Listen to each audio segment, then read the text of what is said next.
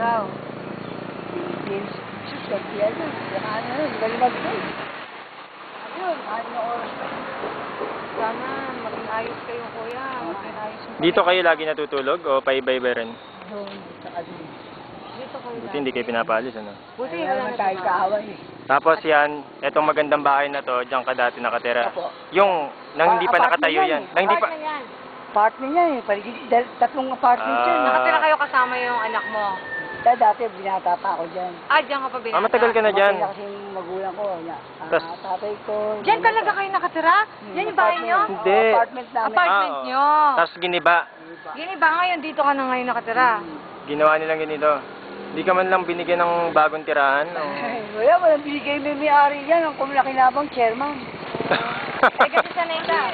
Dito ka pala na uwi. Kasi sanay ka nga. Wala ako rito rin. Biglang dati nga ba, paalis na lahat sila. Panik. Parang pang takot sila sa uli siya. Panik. Kaya gusto mong balikan Alis lang. Alis na kagad sila lahat. Sabi ko, wala din dito ako. Mapayaban sila kamo. Pwede yun. Yeah, Kaya lang wala ako rito eh. Paalis kayo. Walang pera. Wala man na ibigay. Oo nga. Ay, chairman namin, wala na. Malis na.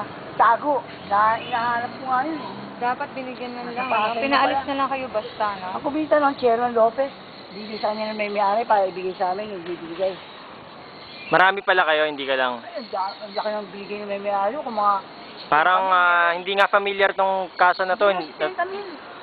100,000. Bago lang yan, ano? Yung college pa tayo, hindi ko nakikita yan dito eh. Talaga? Bago lang. Apartment yan. Ito, Oo. Mga apartment Gigibayin lahat ko ng yan balang ginagawa. araw.